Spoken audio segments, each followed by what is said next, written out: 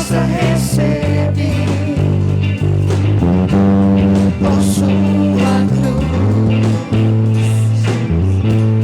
a morte me livrou,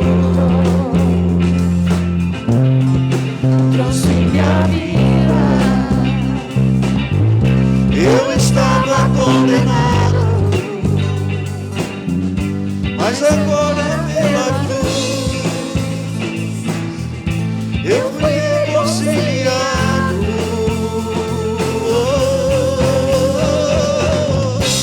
Pela cruz me chamou gentilmente, me atraiu e eu, sem palavras, me aproximo, quebrantado do seu amor. Pela cruz me chamou gentilmente, me atraiu e eu, sem palavras, me aproximo, quebrantado do seu amor. Impressionante é o seu amor,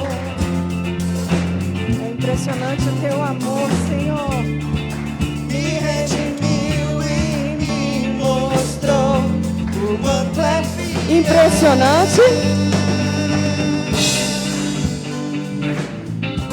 Pela cruz me chamou gentilmente,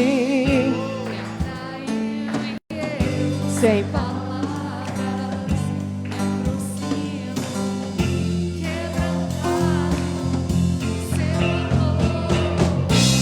Pela cruz me chamou gentilmente, me atraiu e eu, sem palavras, me aproximo, quebrantado do seu amor.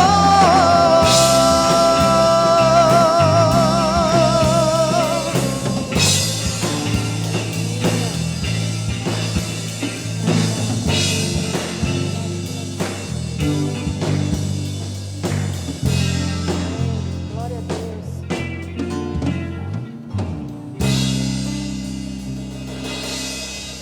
Amém.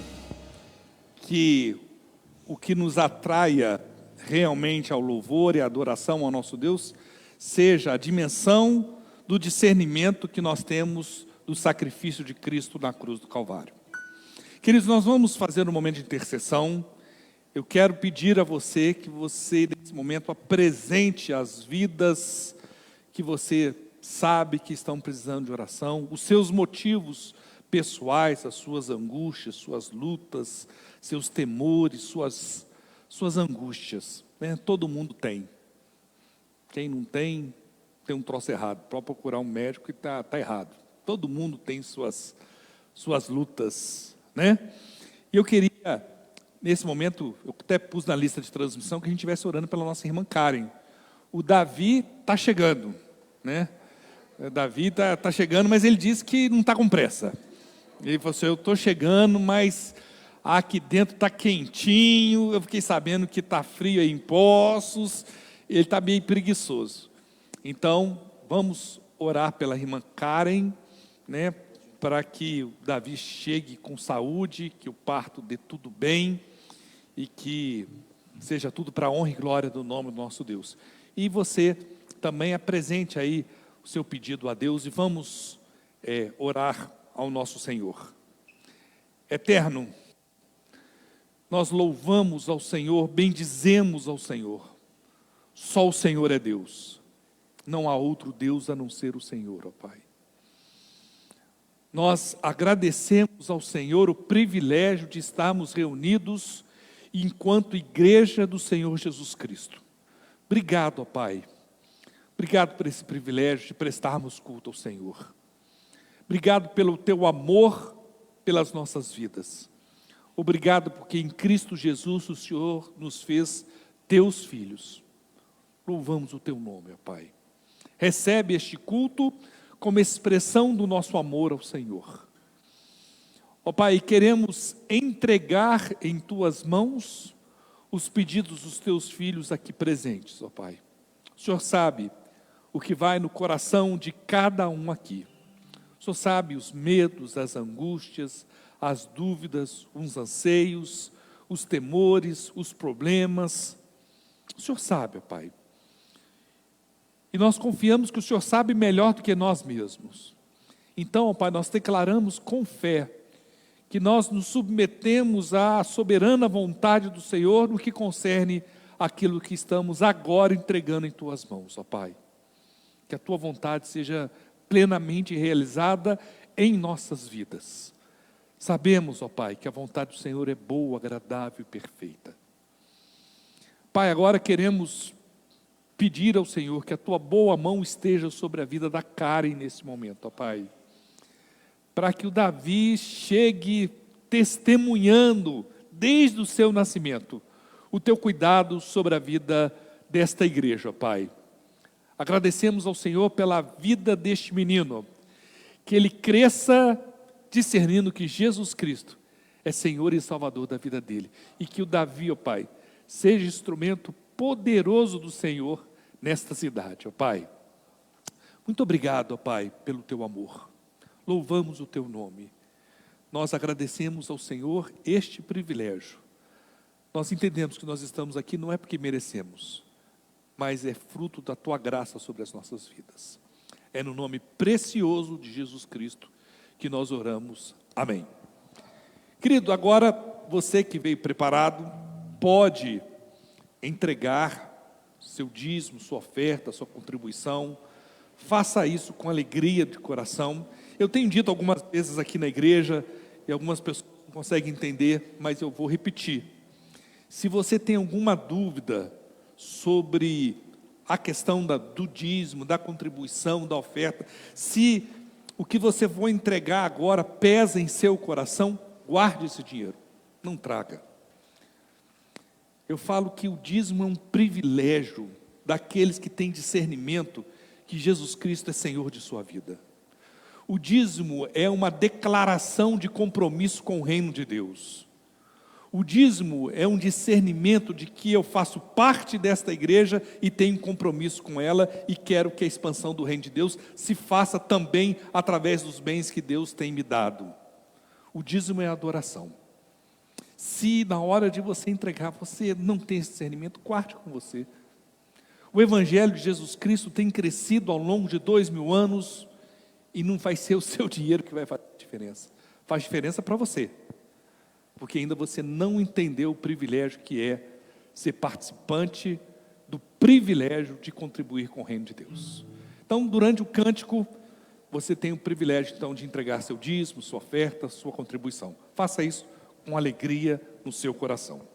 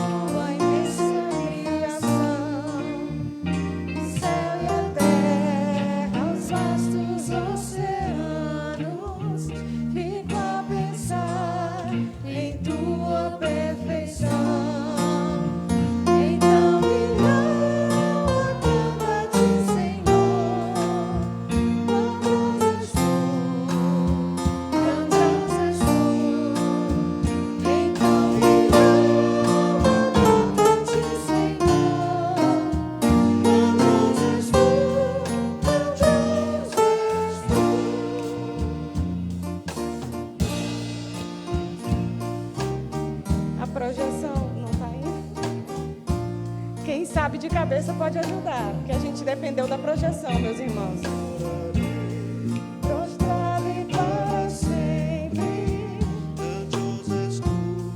meu Deus, vem te cantar. Então minha alma canta-te, Senhor.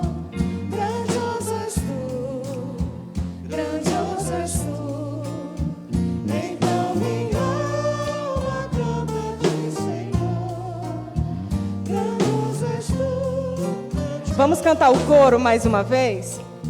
Então minha alma canta-te, Senhor, grandioso és tu, grandioso és tu. Então minha alma canta-te, Senhor, grandioso és tu, grandioso és tu. Eu já sinto um olhar de reprovação do pastor porque a gente não sabe o hino de cor. Vocês vão me deixar sozinhos, irmãos? Quem mais não sabe o hino de cor, por favor? Levante a mão. Não me deixem sozinho levando essa peia.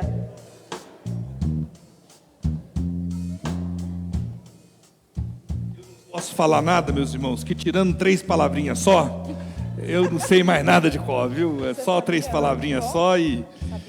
Porque são 3, se fosse 4 palavrinhas só, eu acho que já não... Eu não sabia. Vamos orar. Vou pedir ao pastor Willy que nos eleve a Deus em oração. Senhor, grandioso é o teu nome, por isso nós reunimos neste lugar, reconhecendo a soberania do Senhor sobre as nossas vidas, o cuidado tão precioso do Senhor conosco. Nós queremos te louvar nesse dia, Senhor, nessa oportunidade que o Senhor nos concedeu, Deus, de estar em tua casa, em comunhão com os irmãos, bendizendo o teu nome, que o Senhor, nesta noite, venha aquecer, Senhor, a nossa alma. O Senhor venha nos encontrar de uma maneira muito especial pelo teu poder, pelo teu Espírito. E agora, Deus, o Senhor fale conosco pela palavra, na instrumentalidade do teu servo, pastor João, para que possamos, ó Deus, ouvir a voz que vem do Senhor através da sua palavra, em nome de Jesus. Amém. Muito bem. Os irmãos podem se assentar.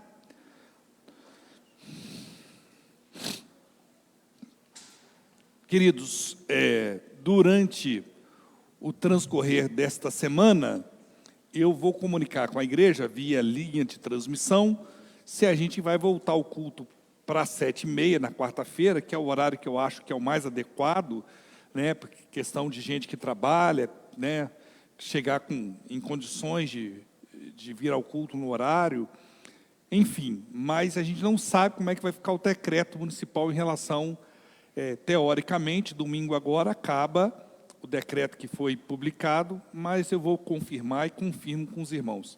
E queremos crer, né, pela graça do nosso Deus, que semana que vem a gente volta ao normal, mas eu vou mantendo os irmãos informados, né?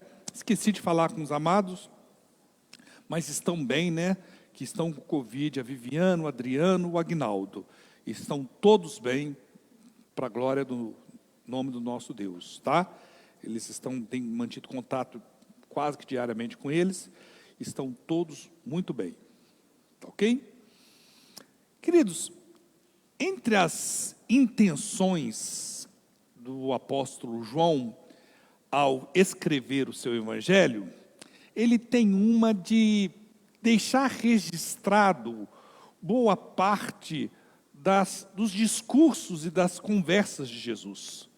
Muito mais do que contar as histórias, como os outros evangelhos fazem, João teve o cuidado de registrar o discurso, a fala de Jesus. De fato, a intenção primeira do evangelho é declarar que Jesus Cristo é Deus. Né? No princípio era o verbo estava com Deus e o verbo era Deus. João lança essa tese que Jesus Cristo é Deus e ele usa todo o seu evangelho para ratificar esta tese. E é um evangelho maravilhoso. Sou completamente apaixonado pelo evangelho de João. Mas uma coisa que fica expressa em João é o impacto das conversas de Jesus com as pessoas que com ele tiveram contato. E é muito interessante a gente ter essa perspectiva de como as pessoas eram impactadas quando conversavam com Jesus. E nós temos 2 belíssimos exemplos de 2 histórias que aparentemente não tem nada a ver, mas que tem tudo a ver. A gente olha essas histórias, parece que elas são opostas, mas na realidade é como se fosse 2 lados de uma mesma moeda. Nós vamos ler um pouquinho a Bíblia hoje, né? Eu quero ler essas 2 histórias com os irmãos e refletir sobre o impacto de Jesus sobre a vida, principalmente da segunda história. O primeiro está narrado em João capítulo 3, a partir do verso 1. A história de Jesus com Nicodemos. Uma história famosa. Havia um fariseu, havia um fariseu chamado Nicodemos, uma autoridade entre os judeus. Ele veio a Jesus à noite e disse: Mestre, sabemos que ensinas da parte de Deus, pois ninguém pode realizar os sinais miraculosos que está fazendo se Deus não estiver com ele. Em resposta, Jesus declarou: digo-lhe a verdade, ninguém pode ver o reino de Deus se não nascer de novo. Perguntou Nicodemos: como alguém pode nascer sendo velho? É claro que não pode entrar pela segunda vez no ventre de sua mãe e renascer. Respondeu Jesus: digo-lhe a verdade, ninguém pode entrar no reino de Deus se não nascer da água e do Espírito. O que nasce da carne é carne, mas o que nasce do Espírito é Espírito. Não se surpreenda pelo fato de eu ter dito: é necessário que vocês nasçam de novo. O vento sopra onde quer, você o escuta, mas não pode dizer de onde vem, nem para onde vai. Assim acontece com todos os nascidos do Espírito. Perguntou Nicodemos: como pode ser isso? Disse Jesus: você é mestre em Israel e não entende essas coisas? Muito bem, primeira coisa é que a gente precisa entender que Nicodemos era alguém muito importante. Um mestre em Israel. Alguém que sua palavra tinha um peso extraordinário no meio da sua sociedade. E Nicodemos estava incomodado acerca daquele mestre que tinha aparecido, e ele, movido por um desejo de conhecer mais, mas ao mesmo tempo com medo do que as outras pessoas pensariam sobre ele se ele fosse procurar Jesus, ele vai e procura Jesus, que dia? Que horário, perdão? À noite. Noite. Lembremos-nos que nós estamos numa época que não tinha rede elétrica, né? O DME não tinha chegado lá em Jerusalém, em Israel, né? E à noite as pessoas podiam andar sem ser percebidas. É interessante que hoje a gente vai visitar as pessoas normalmente à noite, porque durante o dia normalmente nós estamos trabalhando e nós temos as ruas iluminadas, né? É comum a gente visitar as pessoas à noite, mas na época de Jesus não era comum visitar ninguém à noite. As casas eram muito mal iluminadas, né? Era muito complicado. Se visitava era durante o dia. No pior da hipótese, ao final da tarde, antes de escurecer. As pessoas dormiam muito cedo. Mas Nicodemos, por vergonha, por não querer se comprometer, foi encontrar Jesus.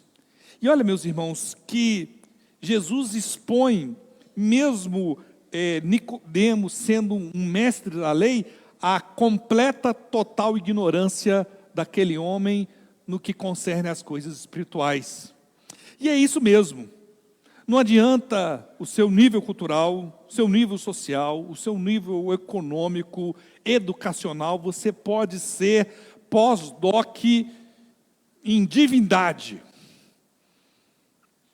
Você não conhece Deus se Ele não se manifestar para você.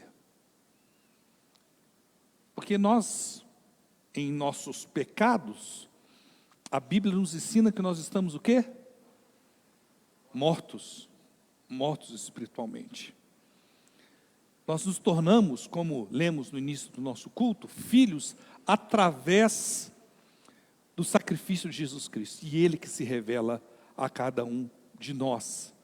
Não adianta, você pode ler uma pilha de livros, fazer um curso de imersão. É o Espírito Santo que toca em seu coração e revela que você precisa de Jesus Cristo. Nós nos tornamos filhos não pelos nossos méritos, não é pelo nosso conhecimento, não é por nada que fazemos. Nós nos tornamos filhos simplesmente pela manifestação da graça e da misericórdia de Deus sobre as nossas vidas. Precisamos entender, e não somente entender, mas proclamar que foi por amor, por puro amor, que Deus enviou o seu Filho para morrer na cruz em favor dos nossos pecados, do meu pecado, do seu pecado. É interessantíssimo a gente ver essa conversa de Jesus com Nicodemos, e de uma hora para outra, o João, a gente tem que entender a cultura da época, né?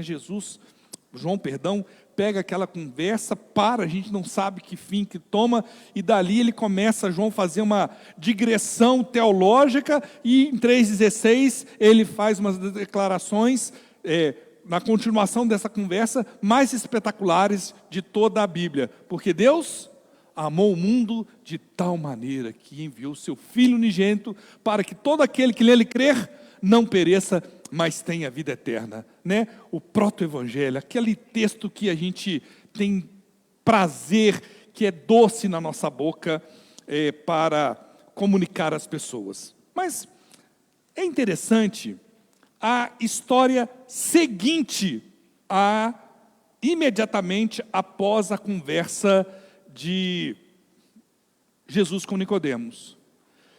Capítulo 4, e essa separação que muitas vezes a gente não para pensar, que eu queria convidar os irmãos a fazermos essa reflexão. Capítulo 4, nós vamos ler boa parte do capítulo 4. Queria que os irmãos acompanhassem a leitura comigo de João, capítulo 4, a partir do verso 1. Havia ali o poço de Jacó. Jesus, cansado de viagem, sentou-se à beira do poço. Isso se deu por volta de que horas? Meio-dia. Grava esse horário aí, meio-dia. Nisso veio uma mulher samaritana tirar água. Disse-lhe Jesus: dê-me um pouco d'água. Os seus discípulos tinham ido à cidade comprar comida. A mulher samaritana lhe perguntou: como o Senhor, sendo judeu, pede a mim, uma samaritana, água para beber? Pois os judeus não se dão bem com os samaritanos. Jesus respondeu: se você conhecesse o dom de Deus e quem lhe está pedindo água, você lhe teria pedido e ele lhe teria dado água viva. Disse a mulher: o Senhor não tem como tirar água e o poço é fundo. Onde pode conseguir essa água viva? Acaso o Senhor é maior do que o nosso pai Jacó, que nos deu o poço, do qual ele mesmo bebeu, bem como seus filhos e seu gado? Respondeu Jesus: quem beber desta água terá sede outra vez, mas quem beber da água que eu lhe der, nunca mais terá sede. Pelo contrário, a água que eu lhe der se tornará nele uma fonte de água a jorrar para a vida eterna. A mulher lhe disse: Senhor, dê-me dessa água para que eu não tenha mais sede, nem precise voltar aqui para tirar água. Ele disse: vá, chama o seu marido e volte. Não tem marido, respondeu ela.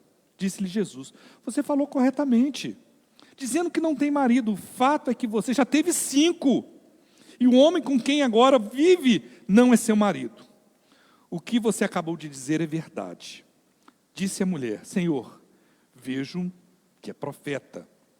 Nossos antepassados adoraram neste monte, mas vocês, judeus, dizem que é Jerusalém o lugar onde se deve adorar. Jesus declarou: crê em mim, mulher.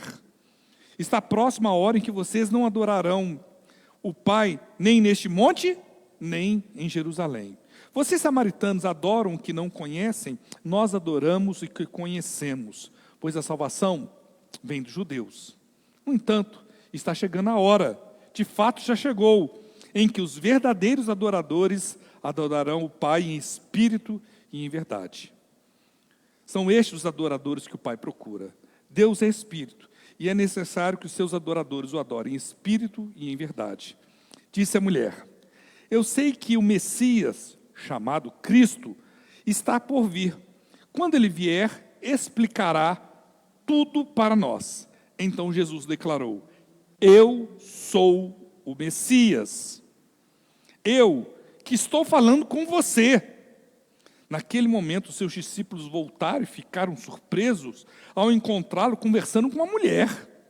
Mas ninguém perguntou: que queres saber? Ou por que estás conversando com ela? Então, deixando seu cântaro, a mulher voltou à cidade e disse ao povo: venham ver um homem que me disse tudo o que tenho feito. Será que ele não é o Cristo? Pulando agora para o verso 39. Muitos samaritanos daquela cidade creram nele por causa do seguinte testemunho dado pela mulher: ele me disse tudo o que tenho feito. Assim, quando se aproximaram dele, os samaritanos insistiram em que ficasse com eles, e ele ficou 2 dias. E por causa da sua palavra, muitos outros creram e disseram à mulher: agora, cremos não somente por causa do que você disse, pois nós mesmos o ouvimos e sabemos que este é realmente o Salvador do mundo. Observem, queridos, que essas duas conversas narradas no capítulo 3 e no capítulo 4 parecem completamente distintas, completamente separadas, né? Parece que não tem nada a ver. E eu fiz até um slide, vamos ver se dá para colocar aí o PowerPoint, por favor.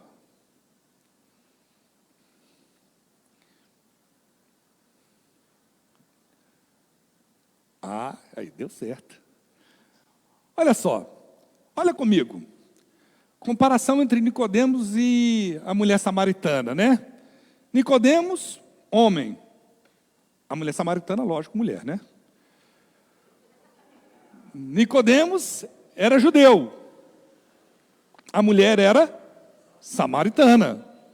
Nicodemos era um líder religioso. A mulher era o quê?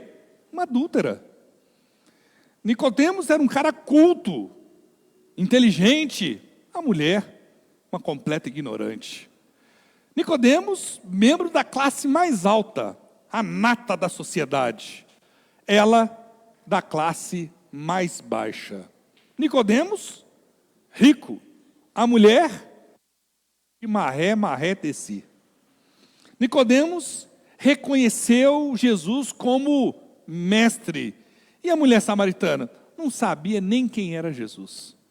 Olha só, meus irmãos, como é que essa história, essas duas histórias, são como 2 lados de uma mesma moeda. Elas expõem algo para a gente sobre o qual nós devemos refletir. Jesus veio salvar a humanidade, seja ela quem for. E ninguém merece, inclusive eu e você. Ninguém merece. E ninguém conhece a Jesus se ele não se revelar. Não importa o seu nível social, não importa a sua cultura, o seu status, o quanto você é inteligente, nada disso importa. Jesus veio salvar toda a humanidade. E todos aqueles que confessam Jesus como Senhor e Salvador se torna seu filho. Isso engloba todo mundo. Jesus está saindo da Judeia, nessa conversa com a mulher samaritana, e indo para a Galileia.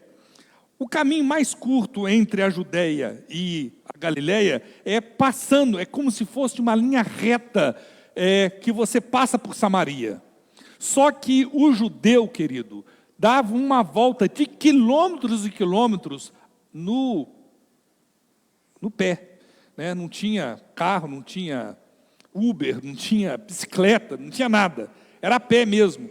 Os mais ricos no lombo de um burrinho ou de um cavalo, mas de modo geral as pessoas andavam a pé. E os judeus faziam uma volta muito grande porque eles consideravam que passar por Samaria implicava em se tornar impuro. Mas por que essa segregação, essa diferença dos judeus para com os samaritanos? A gente tem que voltar um pouquinho na história para ter o discernimento dessas duas conversas de Jesus com esses dois personagens, Nicodemos e a mulher samaritana. Quando Deus instituiu o Estado de Israel, o Estado de Israel foi a formação de uma nação a partir da junção de 12 tribos, né? 12 tribos. E durante o reinado de Saul, Davi e Salomão, por mais de 100 anos, Israel viveu a expressão de ser de fato uma nação composta, poderíamos fazer uma comparação como se fosse hoje de todos os estados. Mas depois da morte de Salomão, houve uma cisão e o Israel ficou dividido agora, não mais como uma nação, mas sim duas. Reino do Norte, que juntou 10 tribos, e Reino do Sul, com 2 tribos. Muito bem. O Reino do Norte, infelizmente, começou a se desviar de forma mais forte, de forma mais enfática dos caminhos do Senhor.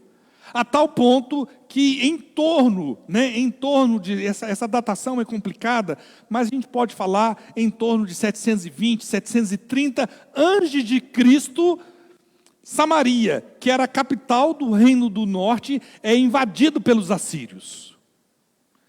E a partir desse momento, a invasão que teve como política dos assírios, houve uma miscigenação daquele povo.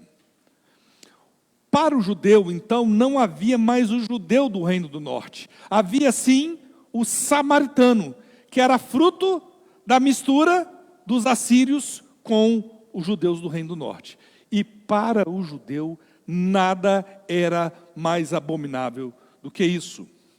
Então, para os irmãos terem uma ideia, se um judeu ficasse debaixo de uma mesma sombra do que um samaritano, ele tinha que passar por um processo de purificação para poder adorar a Deus. Ele não podia ficar debaixo da mesma sombra. Imagina ele fazer uma viagem e ter que passar por dentro dessa cidade. Ele não fazia isso de jeito nenhum. Mas Jesus era diferente. Jesus veio quebrar todos os paradigmas e conceitos que a sociedade, infelizmente, foi impondo. E Jesus, quando foi em direção à Galileia, a partir da Judeia, ele passou justamente por Samaria. E lá existe até hoje o poço de Jacó. E Jesus para ali, e o texto fala qual que era o horário? Meio-dia. Olha só, Nicodemos foi procurar Jesus que horas? À noite. Essa mulher foi buscar água, que hora, gente? Meio-dia. Hoje a gente está em Poços de Caldas, né? Todo mundo agasalhado. Mas aquela região da Samaria é um sol para cada um. Para vocês terem uma ideia, em torno de meio-dia, lá faz, conforme o ano, 45, 46 graus. É calor à beça. Muito bem. Jesus chega por volta de 12 horas, meio-dia, com sede, logicamente, né? Você, quando vai fazer aquela viagem, que eu espero em Deus ainda poder fazer, quando você faz aquele circuito, o guia dá para você 2 litros de água, né? Pastores, amigos meus já fizeram, e fala assim, olha, até tal hora você tem que estar com esse frasco e com esses 2 litros de água completamente vazios, senão você vai desidratar. Tal o calor que faz lá. Jesus chega naquele poço de Jacó, cansado da caminhada, e vê aquela mulher. Uma mulher buscando água para carregar no lombo das suas costas, meio-dia. E ele conversa com aquela mulher e pede água para aquela mulher. Meus irmãos, para a gente parece um negócio muito simples, né? Está com sede, me dá água. Hoje o pessoal pede mais senha do Wi-Fi, né? Mas a água também, quando a gente chega na casa dos outros, o pessoal pede, qual é a senha do Wi-Fi? Depois pede água, né? Mas pedir água a gente dá também. Só que, meus irmãos, a gente não tem consciência da quebra de paradigma que Jesus Cristo fez naquele momento. Aquela mulher representava o nada para o judeu. Ela era mulher. Você tem uma ideia, as mulheres não eram, infelizmente, na época, nem contadas. Quando eu vejo, meus irmãos, um parêntese aqui, eu não aguento, esses movimentos feministas, eu falo o seguinte, com todo respeito, pautas importantes, mas ninguém na história da humanidade quebrou tanto paradigma em relação a favor da mulher do que o cristianismo. Ninguém na história da humanidade valorizou tanto a mulher quanto o Evangelho de Jesus Cristo. O que a igreja fez, e ao longo dos anos, de fato, cometeu vários equívocos, não corresponde exatamente à verdade da palavra de Deus. Em Cristo Jesus, todos nós somos o quê? Iguais. O que Paulo falou?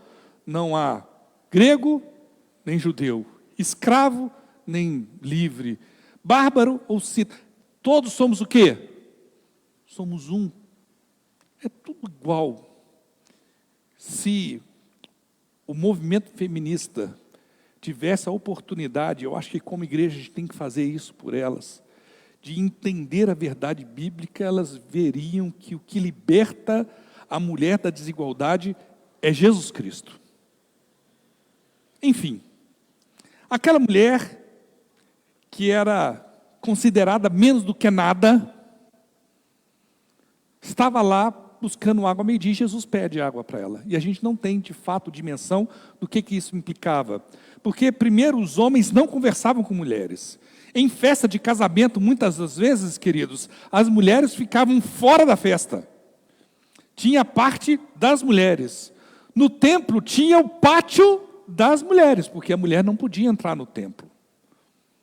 O judeu não conversava com mulher. Agora, um judeu conversar com uma samaritana, isso era completamente impensável. Tanto é assim que quando Jesus está conversando com aquela mulher, os discípulos tinham saído para conseguir comida, quando eles voltam, assim, ixi, eles falam assim, Jesus está conversando, a confusão, Pedro falando, a confusão, Jesus conversando com aquela mulher, vai dar problema, quer ver só? E ninguém teve coragem de falar nada com Jesus, mas eles ficaram encafifados, porque Jesus estava caçando sarna para coçar, conversando com a mulher. Pedro deve falar, Jesus, o povo já fala do Senhor, só está conversando com uma mulher samaritana, para com isso. Nem os discípulos entenderam. Mas aquela mulher não era somente uma mulher samaritana. Durante a conversa de Jesus com aquela mulher, Jesus vai se revelando, e revelando ele àquela mulher, e através dele ser o próprio Deus, ele vai revelando àquela mulher quem de fato ela era. Tanto é que no versículo 9 e 10 diz o seguinte, a mulher samaritana falou o seguinte, como o Senhor, sendo judeu, pede a mim, uma samaritana, água para beber? Pois os judeus não se dão com os samaritanos, não se dão mesmo. Guerras e mais guerras entre o reino do norte e o reino do sul. Jesus lhe respondeu, se você conhecesse o dom de Deus e quem lhe está pedindo água, você lhe teria pedido e ele lhe teria dado água viva. Eu fico pensando, queridos, a reação da mulher quando Jesus fala isso. E ela deve ter pensado assim, ou esse sujeito é alguém muito especial, ou esse sujeito é completamente louco. Como ele está pedindo água para mim, e muito mais, falando que vai me dar água viva, e ela mesma fala assim, você não tem como tirar água do poço. O poço é fundo, que história é essa de água viva? Mas se você tiver, me dá dessa água viva, para que eu não tenha que passar mais a vergonha de vir buscar água meio-dia. Por que aquela mulher buscava água num poço meio-dia? Porque era mulher pobre, samaritana e desprezada pela sociedade. A vergonha que recaía sobre os seus ombros era tão grande que ela preferia encarar o calor do sol de meio-dia do que ter que buscar água ao alvorecer, fresquinho, quando as outras mulheres se reuniam para buscar água. Ela não aguentava mais o olhar de discriminação das outras mulheres. Olha lá, a adúltera veio buscar água aqui com a gente. E ninguém conversava com ela. Diante daquela situação, ela se submete à situação de buscar água em pleno meio-dia. E é interessante que quando ela fala então que quer beber aquela água, Jesus fala assim. E Jesus tem uma estratégia toda especial para alcançar o coração daquela mulher. E ele fala assim: muito bem, eu te dou água, vai buscar o seu marido. E o que ela fala assim? Qual que é a resposta dela para Jesus? Não tem marido não. Jesus fala assim: você está falando a verdade, você não tem mesmo marido não. E o que você tem agora, você já teve 5, e o que você tem agora não é seu marido. Você está falando, o que você está acabando de falar é verdade. O que está descrito lá no verso 17, 18. Imaginem, queridos, a surpresa daquela mulher. Como aquele homem sabia disso tudo? Quem havia lhe contado? Ela chega então a uma conclusão simples. Aquele homem não é qualquer um, ele é um profeta, sem saber ainda quem era Jesus Cristo. Mas a situação dela ter que admitir que ela era uma adúltera, uma mulher desprezada, que preferia buscar água meio-dia, a ter que encarar os olhares discriminadores da sociedade, machucava ela tanto que ela fez um negócio que todos nós fazemos quando somos confrontados. Quando a gente é confrontado, o que a gente faz? A gente muda de assunto, né? A gente muda de assunto ou transfere a culpa para o outro, né? Eu sou bom nesse negócio. Quando tem um problema lá em casa, os meninos estão fazendo uma coisa de errado, eu falo com a Luciana: seu filho está fazendo isso aí. Não é filho meu não, é só dela. Né? Quando o filho faz alguma coisa, é meu filho, né? Quando está errado. Como é que a Cíntia estava conversando com ela, né? Qual que é a pior fase, Cíntia? É a próxima, né? A fase mais difícil dos filhos é a próxima. Mas isso é muito animador para quem quer ter filho, né? Não, viu, Ana? Fica preocupada, não. É muito tranquilo, muito bom, viu? Não preocupa, não. Pode você, Karen, Luiz ali, ó. Pode ter os 4, cada um que me prometeram aí, que vai dar tudo certo. Mas quando Jesus confronta aquela mulher, ela fala assim: olha, é interessante, né? O que tem a ver, gente? Olha o que ela falou. Os nossos pais falam que o monte de adorar é aqui, e o monte é Gerezim. Mas vocês falam que é Jerusalém. O que tinha a ver uma coisa com a outra, meus irmãos? Nada. É porque aquela mulher é um retrato da gente. Nós não queremos encarar a realidade de quem de fato somos. A gente prefere desconversar. Ela fala lá no versículo 20, nossos antepassados adoraram neste monte, mas vocês, judeus, dizem que Jerusalém é o lugar que se deve adorar. E é interessante notar, meus irmãos, que para os samaritanos, eles adotam como palavra de Deus, revelação de Deus, somente a Torá. Diferentemente dos judeus que adotaram como palavra de Deus todo o Velho Testamento, exatamente como é o nosso, né? A nomenclatura um pouquinho só que é diferente, a divisão dos livros que é diferente. Por exemplo, a gente chama os 5 primeiros livros da palavra de Deus como Pentateuco, eles chamam de Torá. Nós dividimos 1º e 2º Samuel, 1º e 2º Reis, para eles é o livro dos reis. Mas o conteúdo é exatamente a mesma coisa. Exatamente a mesma coisa. Mas para o samaritano importava exclusivamente a Torá. E eles defendiam que em Deuteronômio capítulo 11, verso 29, diz algo que falava muito ao coração deles. Põe aí. Quando o Senhor, o seu Deus, os tiver levado para a terra da qual vão tomar posse, vocês terão de proclamar a bênção no monte Gerizim, que era ali, e a maldição no monte Ebal. Eu não vou nem entrar aqui nessa questão histórica, que demoraria mais tempo. Já para os judeus, o lugar de adoração era Jerusalém. E ela pega essa questão teológica e começa a discutir com Jesus, fugindo do problema. Qual que era o problema da situação dela? Era uma mulher adúltera. E eu falo que a gente faz exatamente a mesma coisa quando a gente muitas vezes vai conversar com outras pessoas sobre o amor de Jesus Cristo e a pessoa fala assim: mas a pessoa é de outra religião e adota a adoração a ela tem algum santo, alguma coisa que ela adora, alguma imagem. E a gente com muita sabedoria fala assim, é essa imagem aí que atrapalha você de chegar a Deus. E a mulher começa a bater na gente, a gente começa a discutir sobre idolatria e não falamos do amor de Deus. É a mesma coisa de começar com uma conversa com o testemunho de Jeová, falando assim, mas vocês também não acreditam que Jesus Cristo é Deus? Vai tudo para o inferno. E a gente pega o que nos diverge, o que nos separa, e põe como ponto central da nossa conversa. E a gente foge do ponto principal, que é, querido, eu sou pecador e fui alcançado pela graça de Jesus Cristo. E essa graça que transformou a minha vida, eu quero mostrar para você, para que ela também transforme a sua vida, como transformou a minha.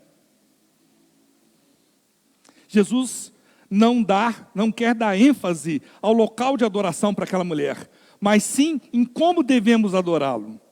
Explicando que a salvação vem dos judeus, porque Jesus Cristo é o quê?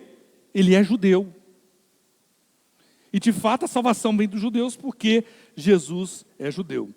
Vamos dar uma lidinha novamente, com essa perspectiva de olhar, no capítulo 4, verso 21, quando ele fala para a mulher: crê em mim, mulher. Está próxima a hora em que vocês não adorarão o Pai, nem neste monte, nem em Gerizim, nem em Jerusalém. Vocês samaritanos adoram o que não conhecem, nós adoramos o que conhecemos, pois a salvação vem dos judeus, porque Jesus Cristo é judeu. No entanto, está chegando a hora, e de fato já chegou, em que os verdadeiros adoradores adorarão o Pai em espírito e em verdade. São estes os adoradores que o Pai procura. Deus é espírito. E é necessário que os seus adoradores o adorem em espírito e em verdade. Disse a mulher: eu sei que o Messias, chamado Cristo, está para vir. Quando ele vier, explicará tudo para nós. Então Jesus declarou: eu sou o Messias. Eu que estou falando com você. Queridos, eu fico me colocando como espectador daquela conversa de Jesus com aquela mulher. Qual a reação daquela mulher quando Jesus fala assim: pois é, o Messias que você está falando aí, sou eu que estou falando com você. Qual foi o susto daquela mulher? E é interessante, Jesus usa propositadamente, diversas vezes, leia o Evangelho de João com esse olhar crítico: eu sou. Porque o judeu não falava eu sou de jeito nenhum. A gente fala: quem é você? Eu sou o João Marcos. Eu sou o Luciano. A gente fala, mas o judeu fala assim: eu, João Marcos. Por quê?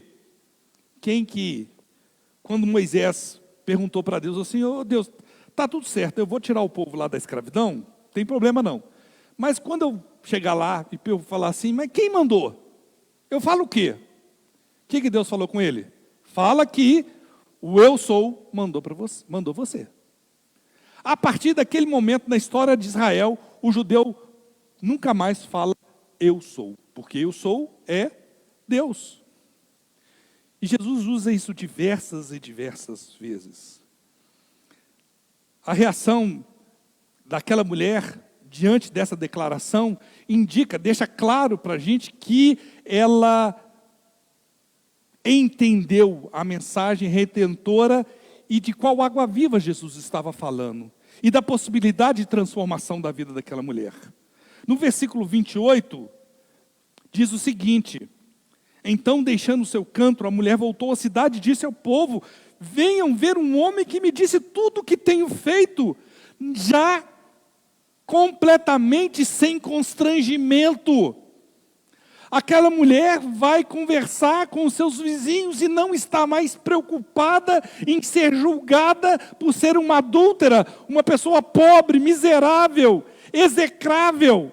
Não, ela fala assim: gente, ele falou tudo, ele falou que eu sou uma adúltera, ele sabia que eu já tive 5 maridos, o que eu tenho agora não é meu marido.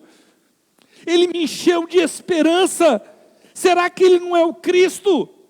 Então, saíram da cidade e foram para onde ele estava.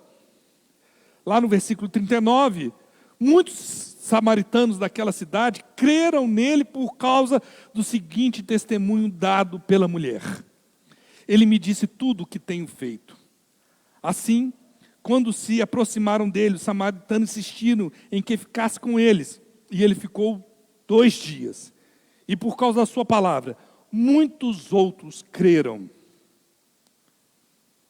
Queridos, não importa se você é Nicodemos ou se você é essa mulher samaritana. Essa mulher, queridos, a gente não sabe nem o nome dela. Não está registrado na história o nome dessa mulher. Mas independente de quem o nome dela, independente da situação social que ela vivia, independente do desprezo que ela tinha das pessoas com as quais ela vivia, ela se tornou filha de Deus. Ela teve seus pecados perdoados, teve sua vida transformada. Ela experimentou uma água que tirou a sede da vida dela. Queridos, é incrível como João põe de forma paralela essas 2 histórias. Como podemos achar que Deus não tem consciência dos nossos erros, das nossas fraquezas, das nossas inseguranças, das nossas dúvidas, das nossas inquietações? Eu fico me perguntando, queridos, por que eu vejo, vivencio, e muitas vezes, por mais que a gente converse com a pessoa que a gente ama, a gente vê pessoa que prefere buscar água meio-dia do que experimentar o perdão de Deus na sua vida. Porque tem gente que prefere não ter que encarar os seus problemas diante de Deus, prefere falar assim: Senhor, onde é que é o lugar de adorar? É Gerezim ou é Jerusalém? Ao invés de falar: Senhor, está aqui o meu pecado. Me perdoa. Transforma o meu caráter. Tem misericórdia de mim. Eu não quero buscar água mais meio-dia. Eu não quero procurar o Senhor mais à noite. Tem misericórdia da minha vida. Eu não quero mais carregar esse fardo. Meus irmãos, quantos cristãos vivem carregando, arrastando um fardo que não é para ser carregado? Sabe por quê? Esse fardo que se chama pecado sobre as nossas vidas foi pago na cruz do Calvário por Cristo Jesus. Ele venceu a morte não pôde retê-lo. Ele se sacrificou por nós sem ter cometido pecado algum. Por isso o sacrifício dele foi substitutivo. Por isso que aqueles que confessam, aqueles que creem em Cristo Jesus, não são apenas criaturas de Deus, se tornam filhos de Deus. Quantas vezes carregamos fardos, arrastamos, vivendo uma vida que não expressa o projeto de Deus para as nossas vidas, porque nós parecemos muito, ou com Nicodemos, ou com a mulher samaritana. Em 1 João, capítulo 1, verso 9, tem um dos versículos mais espetaculares da palavra de Deus. Vamos ler junto? Se confessarmos os nossos pecados, Ele é fiel e justo para perdoar os nossos pecados e nos purificar de toda injustiça. Você crê nisso, meu irmão? Para que buscar água meio-dia? Para que desviar a nossa conversa com Jesus Cristo quando Ele nos quer perdoar? Ele quer saciar a nossa sede. Ele quer restaurar a nossa vida. Queridos, o texto bíblico nos diz, na conversa de Jesus com aquela mulher, que Deus procura verdadeiros adoradores. Será que eu e você, será que a primeira igreja batista de Poços de Caldas é de fato um verdadeiro adorador? Onde é o lugar para adorar a Deus? Será que nós cremos que nós só podemos adorar a Deus na rua Prefeito Chagas 455? Como é bom a gente poder reunir, como eu espero, anelo, né? O dia que a gente vai estar liberado para colocar a gente pelo ladrão aqui, para a gente estar adorando a Deus todo mundo junto. Mas adorar junto como igreja é importante, mas tão importante quanto é a gente poder adorar a Deus no nosso dia a dia. No nosso trabalho, no nosso dirigir, dentro de casa com os nossos filhos, com o nosso vizinho. Eu adoro a Deus quando eu sou um bom exemplo para o nosso vizinho que não conhece a Jesus Cristo como Senhor e Salvador. Eu adoro a Deus enquanto eu estou lavando louça, louvando a Deus porque, apesar de eu não gostar de lavar louça, Deus me tem dado condições para que a minha despensa esteja cheia. Eu adoro a Deus em todo e qualquer momento. Onde é o lugar de adorar a Deus, meu filho? É onde você estiver. Não é nem em Jerezim, nem em Jerusalém, nem Rua Prefeito Chagas 455. É onde você estiver. Por último, temos certeza, todos aqui, que já desfrutamos de fato da água viva que Jesus está a nos oferecer?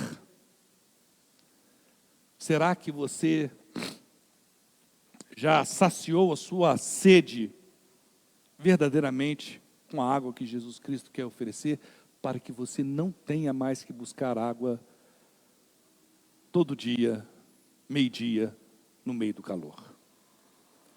Apocalipse 22, 17 diz o seguinte: o Espírito e a noiva dizem, vem.